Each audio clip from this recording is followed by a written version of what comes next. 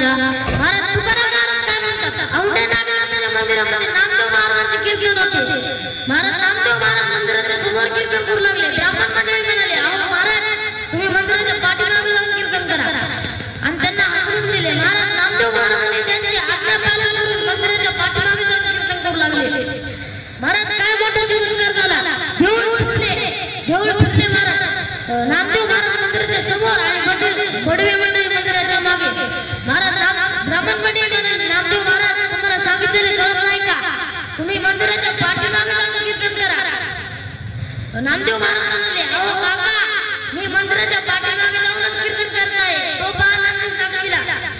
महाराज ब्राह्मण मंडळी म्हणाले, अरे देवाला नामदेवाकडे देऊळ फिरले तर आपण त्यांचा अधिकार विचारला नाही, चला आपण त्यांची क्षमा मागू. करा क्षमा अपराध महाराज तुम्ही सिद्ध. महाराज आम्हाला क्षमा करा, तुमचा अधिकार विचारला नाही विचारला अधिकार मी आपला.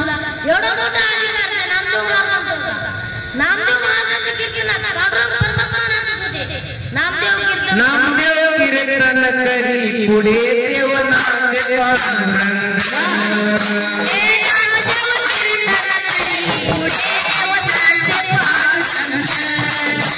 जनी मने देवा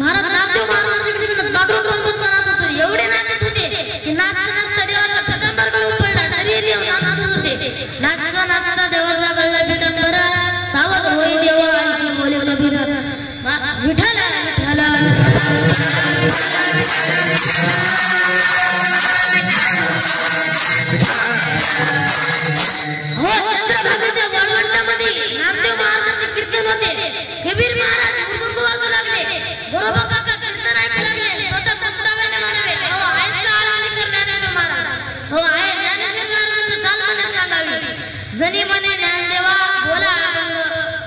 एवढा मोठा अधिकार नामदेव महाराजांचा होता. नामदेव महाराजांच्या अभंगामध्ये मागणी मागतात. नामदेव महाराजांच्या अभंगामध्ये मागणी मागतात. अहो एक वेळेस नामदेव महाराज म्हणाले, अरे नामा, आज दीपावली पाडवा आहे, आज पुण्याला नाम करायची.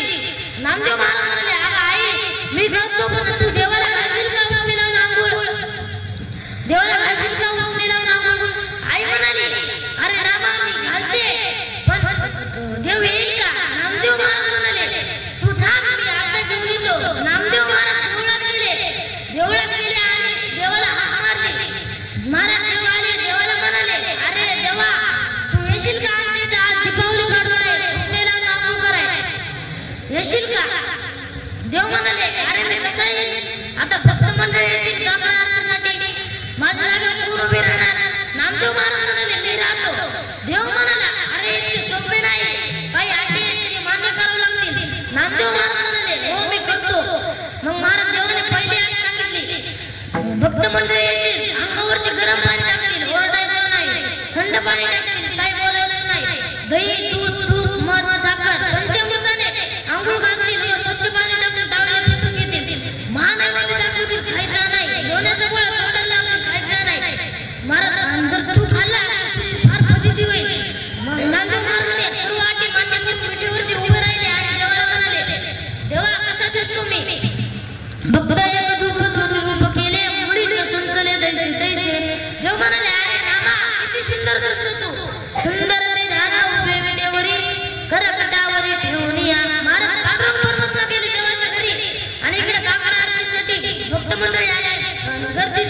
गर्दी झाली. वळवटापासून महाद्वारापर्यंत सुरवटाची दाटी उभी जोडून हात.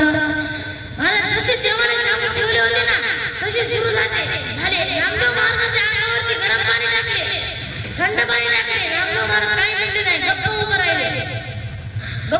महाराज पंचमृताने आंघोळ घातली व टावेला पुसून घेतले, काही म्हणले नाही. महानैवेद्य दाखवला, गपचीप राहिले. मग लोण्याचा गोळा तोंडाला लावला. महाराज नामदेव महाराजांना काही सहन झालं नाही. नामदेव महाराजांच्या तोंडाला पाणी सुटले. नामदेव महाराजांनी आतली आतली फिरवली, लोण्याचा गोळा हल्ला. एका भक्त मंडळीने बघितले. नामदेव महाराज भक्त मंडळी ओरडला, अरे हा आपला नामदेव महाराज खाली उडी काढली. भक्त मंडळी ओरडला, अरे हा आपला देव नाही, आता आपल्या नामे आहे, विटेवरून खाली उडा. महाराज नामदेव महाराज खाली उडी काढली. त्याच क्षणी देव प्रकट झाले आहे. म्हणाले, अरे नामा, तू भेऊ नको, मी आहे, बोल, तू काय पाहिजे तुला? नामदेव महाराज म्हणतात, देव आपल्याला मला द्यायचे असेल, ज्यांच्या मुखामध्ये नावाचीच नाही, त्यांना सुख मिळू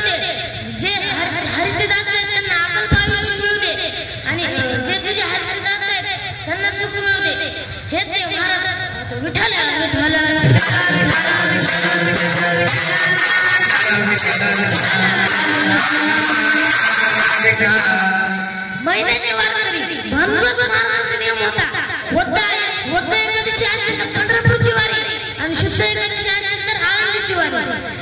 महाराज त्यांचे मुक्काम झालेले असायचे. प्रतिपदा, तृतीय, चतुर्थी, पंचमी, षष्ठी, सप्तमी, अष्टमी, नवमी आणि दशमी हे सर्व मुक्काम झालेले असायचे. महाराज आजच्या गावात मुक्काम होता ना, त्या गावचे एका घरचे मुलं आले होते, त्याच घरी मुक्काम होता.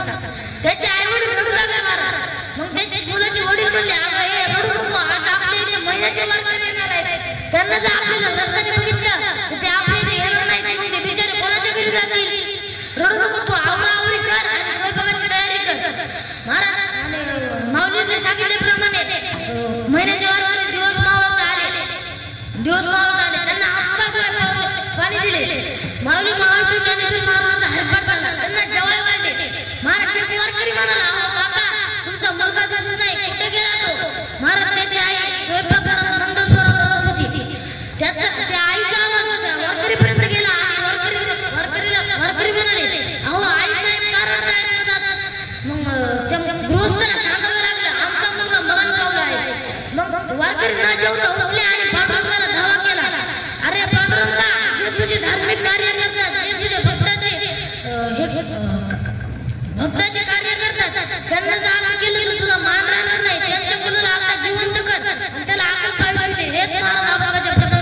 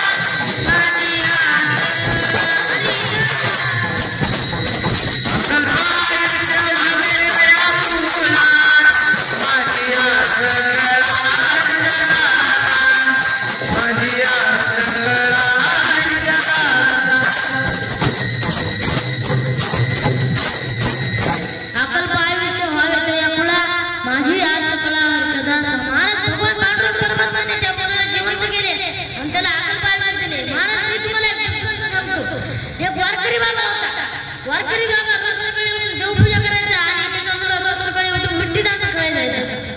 एका दिवशी वारकरी बाबा बाहेर आला, लय म्हणजे हातीच्या बाहेर रागाला आणि वारकरी बाबा त्याला देवघराच्या पुढच्या खोलीत कोंडून ठेवले आणि देवघरातून आपली देवपूजा सुरू केली. देहाची जोडी भक्तीचा ठेवा, उघडदार देवा, आता उघडदार देवा. आता त्या वारकरी बाबाचे नाव होते बट्टू. त्या मुलाने आतल्या खोलीतून आपले भजन सुरू केले. लाकडाची इट्टी, लाकडाचा दांडू, उघडदार बंडू, आता उघडदार बंडू. आता या काट्याचं काय करावं? हेच काटा हळूहळू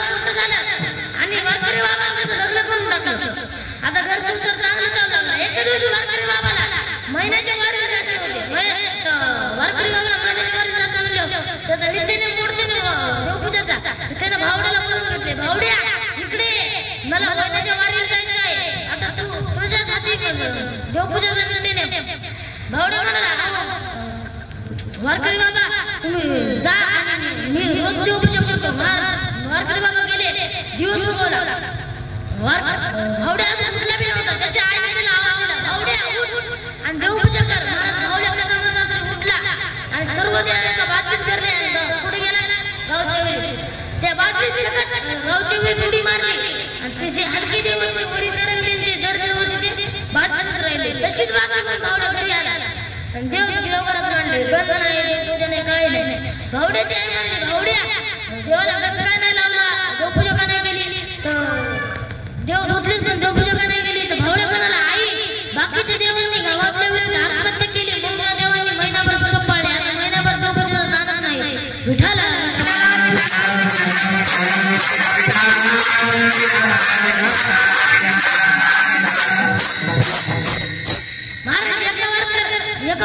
शेतकऱ्याला 2 मुलं होती. किती होती? 2 मुलं होती. आणि त्यांना गरिबीची परिस्थिती असताना त्याने आपल्या पहिल्या मुलाला सांगितले, अरे चिम्या सावकाराकडून 100 रुपये घेऊन ये. महाराजांना जुन्या काळात 100 रुपयाची किंमत होती. सावकाराकडून 100 रुपये घेऊन ये. चिम्या जातो आणि सावकार काकाला दारातून आवाज देतो, सावकार काका, हो सावकार काका.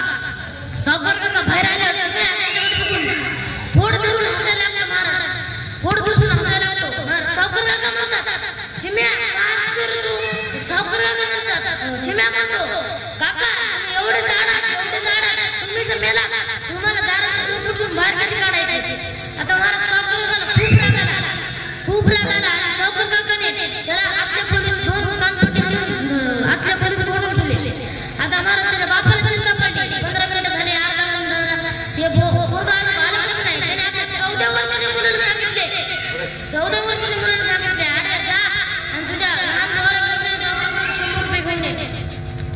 आता ते जातो सावकाराला दारातून आवाज देतो, सावकार काका, ओ सावकार काका. सावकार काका महाराज बाहेर आले, ते सुद्धा त्यांच्याकडे जोरजोरात हसायला लागतो. तर मग सावकार काका म्हणतात, तू काय असतो रे बाळ्या? तो म्हणतो, जे मी नंतर सांगतो, पहिले सांगा माझा लहान भाऊ तुमच्याकडे 100 रुपये मागायला कुठं आहे? सावकार काका म्हणतात, ठेवला. बाळ्या म्हणतो, का? सावकार काका म्हणतात, तुझा लहान भाऊ म्हणतो, तुम्ही जर मेला तुम्हाला दारातून बाहेर कशी काढायची? आता मला हे बी काढणं जरा विचित्रच होतं. ते म्हणतात तुमचे बारीक बारीक तुकडे करायचे आणि दाराच्या चौकटीतून बाहेर काढायचे. आता मला याला सुद्धा 2 कानपट्टी हातून आतल्या खोलीत कोण उठतो. त्याचा बापाच बंद पडते. 1 तास झाला, 2 तास झाले, आता की दोन्ही काढते आली कशी नाही. यांचा बाप स्वतः जातात सावकारला दारात राहतो, सावकार, हो सावकार. सावकार दारात यांचा बाप सुद्धा सावकार करून जोरजोरात हसायला लागतो. सावकार म्हणतात, तुम्ही काय असता? तो म्हणतो, मी तुम्हाला नंतर सांगतो, पहिले सांगा माझे 2 लहान मुलं तुमच्याकडे 100 रुपये मागायला कुठे? सावकार म्हणतात, ठेवले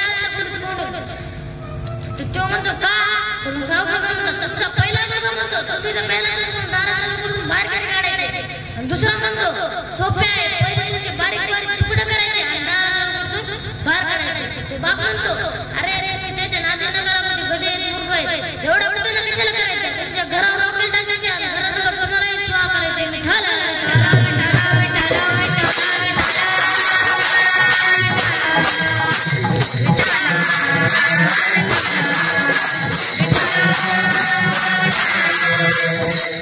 महाराज एक हाती होता, त्याला 36 हातीची बोल होती. महाराज ते 3-4 हातीला असा फेकून द्यायचा. महाराज एक दिवशी परिवाराला घेऊन तलावात आंघोळ करायला गेला. त्याला माहित होतं की तलावात काहीतरी खतरा आहे. त्यानं पहिल्यांदा जाऊन तलावात चेक केलं, त्याचा पाय मगरीत धरला. कोण धरला? बोला. विठ्ठला विठ्ठला विठ्ठला.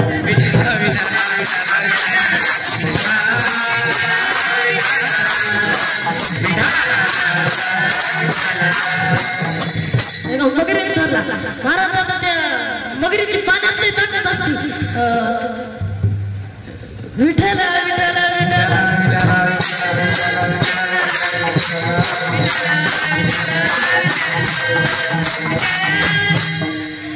मगरीची पाण्यातली ताकद असते. महाराज त्या हातीने किती जरी प्रयत्न केला तरी मगर काय सोडीने गेली. महाराज हातीनं आपल्या सोडीनं वरी फेकले आले. म्हणाला, अरे जे मी या जगाचा मालक असेल त्याने यावेळी माझे श्रीकृष्ण जेवत होते महाराज ते तसेच जेवतात उठले हात नाही धुतला महाराज बंदुकीची गोळी जशी जाते ना का अर्ध्या घंट्याला लागते का 2 घंट्याला लागते लगेच एका क्षणात लागते की नाही तसे फास्ट हे निघाले आणि त्यात त्याला हात घातला त्या हाताचे रक्षण केले विठाला विठाला विठाला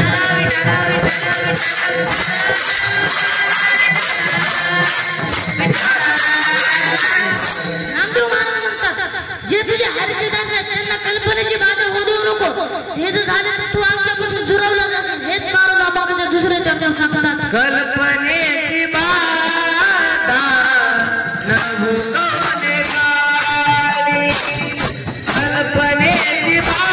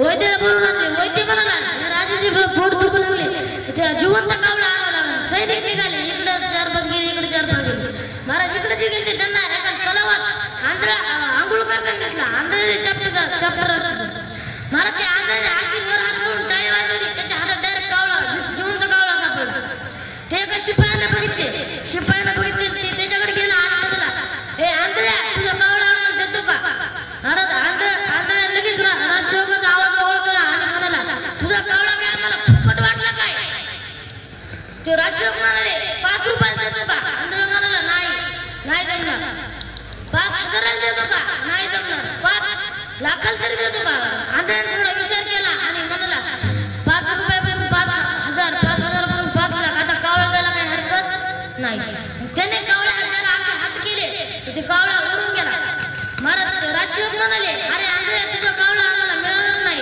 तर मग ते आंधळा म्हणाला तुम्ही 5 मिनिटं थांबा मी तुम्हाला डबल कावळा आणून देतो महाराज आता मला सांगा तू 8 दिवस तरी तुला टाळ्या वाजत बसला त्याच्या बापाला कावळा सापडणार आहे का नाही उठाला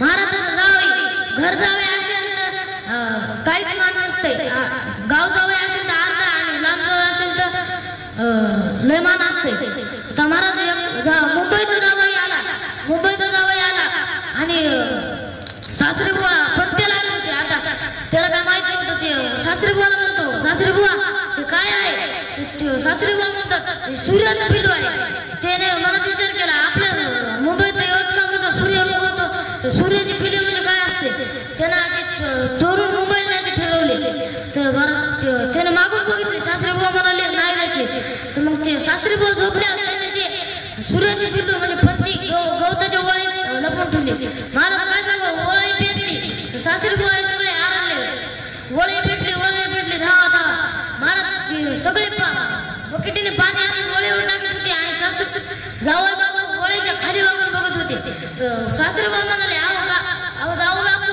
तुम्ही काय करता? जावई बापू म्हणाले अहो तुम्ही गप्प बसा, तुमच्या ओळीच्या सूर्याचं पिल्लू जळून खाक झालं. विठ्ठल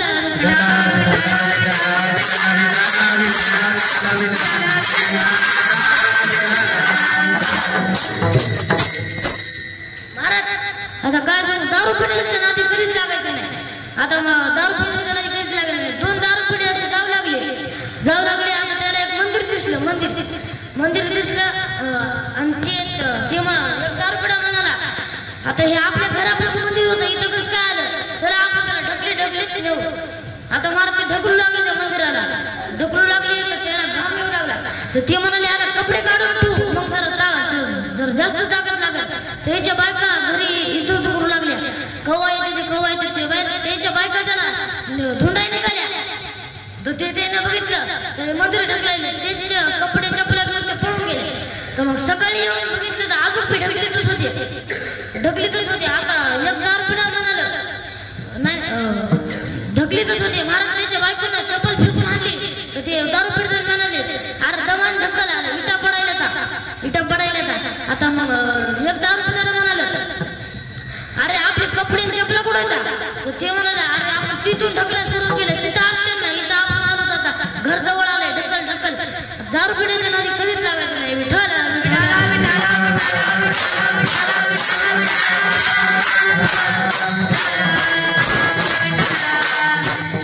रामदेव महाराज म्हणतात जे तुझ्या हरीचे दास आहेत त्यांना अहंकाराचा वारा होऊ देऊ नको. अहंकार झाल्यामुळे ते तुझ्यापासून दुरावला जाशील. महाराज एक दृष्टांत सांगतो तुम्हाला. महाराज एकदा अर्जुन पायी निघाला, जो 12 ज्योतिर्लिंग करून रामेश्वरला आल्यानंतर त्याने सेतुबंधन बघितले आणि म्हणाला राम काय तेव्हा बुद्धिबंध झाला होता की काय? त्याला बाणाचा पूल तयार नाही करता आला, कुशल दगडाचा पूल तयार केलाय. महाराज हनुमंतराय तिथंच होते. हनुमंतराय म्हणाले अरे अर्जुना तेव्हा रामाची सेना बलाढ्य होती, ताकदवान होती, त्यांच्या पुढे बाणाचा पूल टिकला नसता. तर अर्जुन म्हणाला जर मोलडा नाही तर तुला माझ्या रथावर बसावे लागेल. आणि हनुमंतराय म्हणाले मोलडा तर तू काय करशील? तर अर्जुन म्हणाला मी अग्निकाष्ट घेईन. तर मग आता अर्जुनाने बाणाचा पूल तयार केला आणि हनुमंतरायने उंच उडी खाऊन ते बाणाचा पूल तोडून टाकला. आता महाराजांकडे देवाला चिंता पडली. हनुमंतराय अवतार आपलेच भक्त आहेत. मग देवाने एका ब्राह्मणाचे रूप घेऊन तिथं आले. ते म्हणाले अरे तुम्ही दोघं काय करताय? महाराज हनुमंतरायने सर्व घडली घटना त्या ब्राह्मणाला सांगितली. ते ब्राह्मण म्हणाला याचे काही सबूत आहे का तुझ्याकडे? ते म्हणाले नाही. तर महाराज आता त्या ब्राह्मण म्हणाला अर्जुना तू आता हनुमंतरायला फुल बांधून टाकून हनुमंता तू आता मोडून टाकू. महाराज अर्जुनाने बाणाचा पूल तयार केला. भगवान पांडुरंग परमेश्वराने त्याच्या खाली गुप्त सुदर्शन चक्र ठेवले. हनुमंतरायने भीमरूप धरून उडी मारली पण तो पूल काय मोडला नाही. तर त्या हनुमंतरायाचा आणि अर्जुनाचा अहंकार झाला. तेच महाराज अभंगाच्या 3ऱ्या चरणात सांगतात अहंकाराचा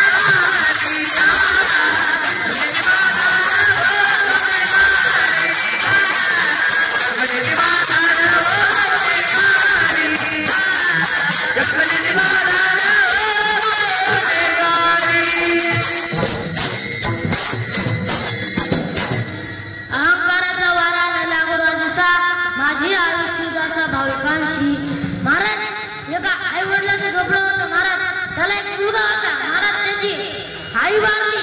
महाराज त्याच्या बापाने आईचं सुख मिळावं म्हणून त्यानं नवीन लग्न केलं. महाराज त्याची आई त्याच्या संग 2-4 दिवस चांगली वागली आणि त्यानं आपलं खरं रूप दाखवायला सुरुवात केलं. त्या मुलाला जेवण देत नव्हती, पाणी देत नव्हती. एके दिवशी ते मुलगा शाळेत गेला आणि भाताच्या लाईनीला लागला. महाराज त्याचा नंबर येऊस तर भात संपला भात आणि ते घरी आला आणि आईला जेवण मागितलं. आई मला जेवाय दे. आई म्हणाली माझं एक काम कर, मग तुला जेवाय देते चांगलं. महाराज त्याला वाटलं आई आपल्या दुकानावर पाठवून हे करेल. आई म्हणाली तू माझ्या साडीची इस्त्री कर, मग तुला जेवाय देते. महाराज त्या मुलाला साडीला इस्त्री करायला घेतली. महाराज त्याचा मित्र आला पेन्सिल मागाय. त्यानं त्याला पेन्सिल द्यायला दप्तरात गेली, तशीच इस्त्री ठेवली. महाराज ती साडी जळालीचा वास त्या आईच्या नागापर्यंत गेला. त्या आईने साडी बघितली जळाली होती. महाराज त्या मुलाला इतकं हाणलं ते का मुलगा रडत कोपऱ्यात जाऊन बसला. तर महाराज त्याचे वडील आले आणि त्याला विचारलं अरे का रडतोस. तो म्हणाला अरे ही माझी आई पहिली बरोबर नव्हती, ते मला जेवाय द्यायची ही द्यायची, पण आताची आई लय बरी आहे, ही आपल्याला चांगलं जेवाय देते ही देते. महाराज त्या मुलाला इतकी हाणली तरी त्यानं त्या आपल्या वडिलाला खरं सांगितलं नाही. विठाला विठाला विठाला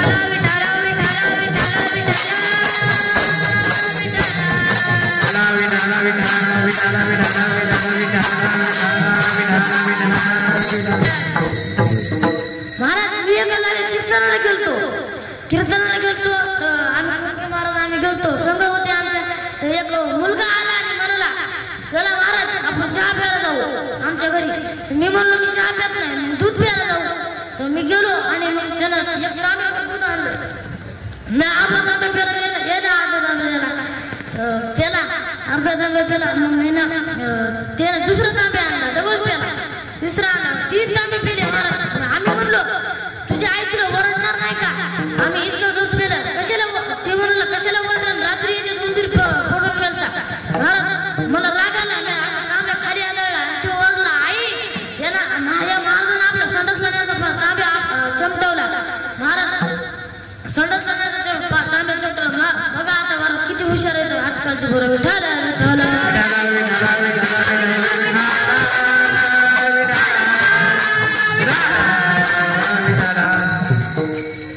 अर्धा 3 चरणाचा भावार्थ झालेला आहे. आपण विठोबा रखुमाईचे भजन करू.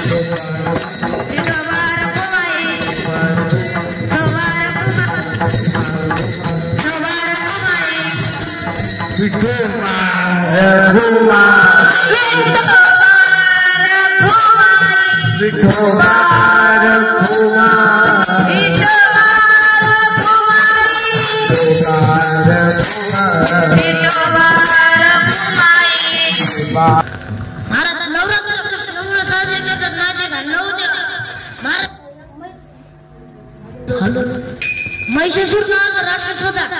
महाराज महिषासूर नावाचा राक्षस होता.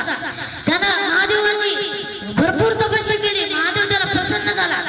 महाराज महादेवाने त्याला म्हणले अरे बाळा काय पाहिजे मग तुला. महिषासूर म्हणला देवा मला असं वरदान दे मी ज्याच्या मी डोक्यावर हात ठेवीन ते जळून भस्म होईल.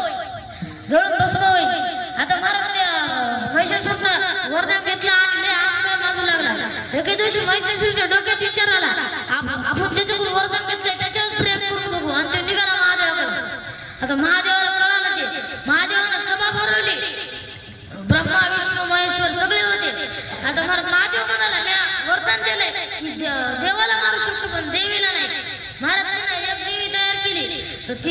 असं आडदेवा तयार केल्या, पण आडदेव मेला नाही. आता देवीची सभा भरली, देवा म्हणाले आपण रोज चाललो मध्ये आभाषा सुद्धा मिळालं. देवीने आपली एक शक्ती केली आणि आदिशक्ती नावाची एक देवी तयार केली. आता त्या आदिशक्तीनं त्या 9व्या दिवशी त्या महिषासूरचा वध केला, म्हणून नवरात्र साजरी केली जाते. विठ्ठल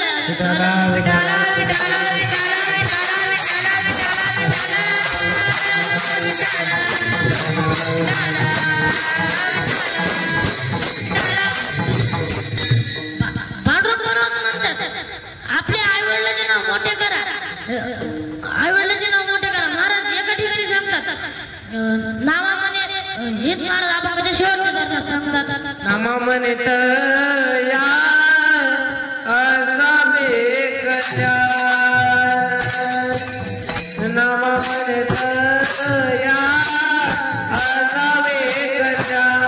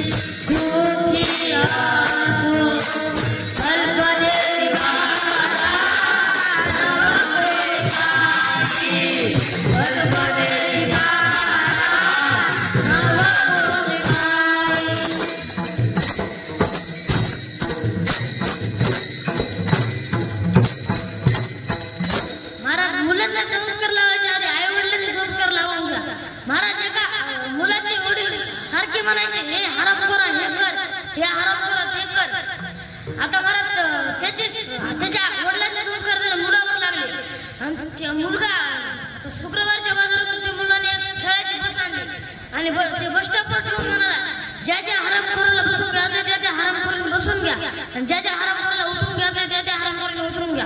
त्याच्या बापाने ते 3दा 4दा 5दा ऐकलं, पण 4थ्या वेळेस त्याला इतका हाणला त्याची बस मुंबईला आणि तो दिल्लीला.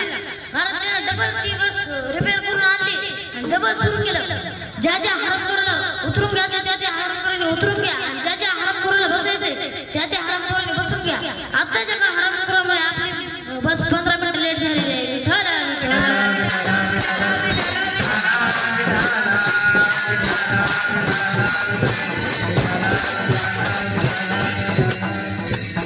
झालेली सेवा माऊलीच्या चरणी, माझ्या आई वडिलांच्या चरणी, गुरुवारच्या चरणी व तुम्हा सर्व संत मंडळींच्या चरणी समर्पित करतो. सेवेला पूर्ण विराम देतो. ज्ञानेश्वर